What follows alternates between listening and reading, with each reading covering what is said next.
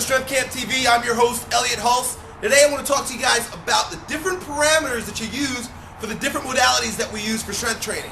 Now, you guys know that I talk a lot about powerlifting, bodybuilding, strongman training, and jump/speed training. Well, yeah, that's all well and good, but if you take one exercise like the bench press, you can use it as a powerlifting exercise, you can use it as bodybuilding, and you can use it for endurance and other things like that. What really matters is the parameters in which you do your exercises in. Basically, how many reps and sets, what type of rest periods you use, and what type of weight you use for these exercises. So I'm going to go over each one of those, and I'll tell you what the parameters that you're going to want to use in order to maximize the benefit of each one of those modalities. First one being powerlifting. You guys know I talk a lot about powerlifting. The reason why I like powerlifting is because you use heavy weights. That means high intensity. A lot of people think intensity is like, how drained you are at the end of your workout or how much you're banging it out. That's not really what intensity means. Intensity is actually the amount of weight that you're using for your exercise. So with powerlifting, you use high intensities. I mean, like, you use repetitions between 1 to 3 or 3 to 5 maximal. I mean, if you're doing anything more than 5, you're encroaching upon, almost encroaching upon bodybuilding. But try to keep your repetitions below 5 for powerlifting. And one of the reasons why I love powerlifting so much is because of that strain that you have to put forth in order to move the weight. And what a lot of people don't know is they think that the weight is what's important with regard to your moving the weight in powerlifting, but it's that strain that gets your body to release all types of anabolic hormones, including growth hormone and testosterone. But you got to make sure that you're straining those weights out. So if let's say you did a triple on the bench press, that last repetition, I mean, you've got to be pressing such that you could not do another repetition. And then you're getting the maximum benefit from powerlifting. Also, with powerlifting, a lot of times I teach you guys to build up to a 1 rep max. That may take you as few as 3 to as many as 5 or 6 sets to get that done. Another thing you want to consider is your rest intervals. Take longer rest intervals with heavier weights. Here's when you take rest intervals that are up to 2 or 3 minutes long. 3 minutes is pretty long, and sometimes I go that long.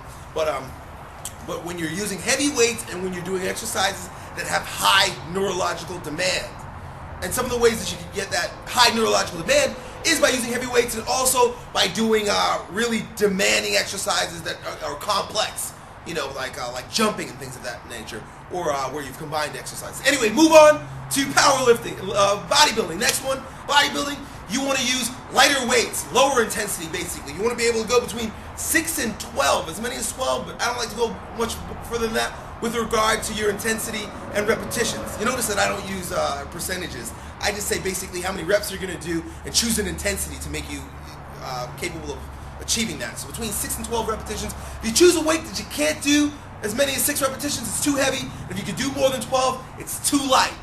Rest intervals with bodybuilding is a little bit shorter, no more than 90 minutes or so. This is what we use to get really big, huge, build muscle, get that pump, and we use that in conjunction with the powerlifting. And then let's talk about strongman training. I use strongman training across all spectrums. We use it for conditioning and for strength, and in some instances, bodybuilding. So let's use a tire flip, for example. We're using it to build strength, to really get that strain.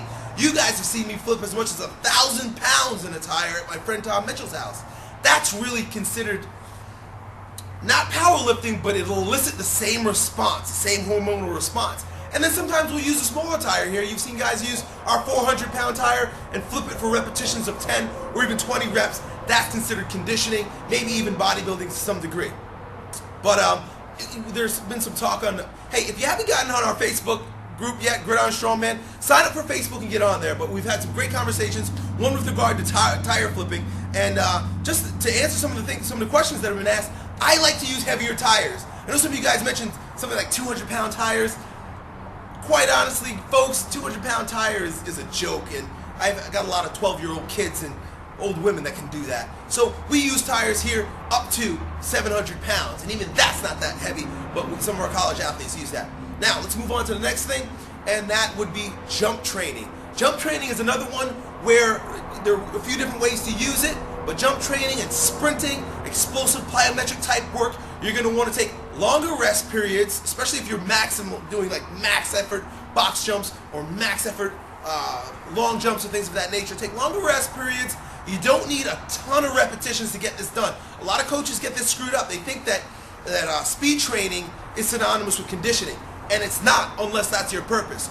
We use max effort sprints and max effort jumps, meaning long rest, almost like with powerlifting. We use long rest periods, and we'll do maybe singles or doubles or triples, and take it from there. So I hope that's helpful for you. If you have any questions or concerns with regard to how we structure programs in the Gridiron Strongman program, and if you have any questions about conjugate periodization, because it's basically what I'm talking about, post your questions below. Send me an email. I try my best to get to all your emails. You guys know within about 24 hours I get to your emails. And that will be it. I hope that helps you out. See you next time.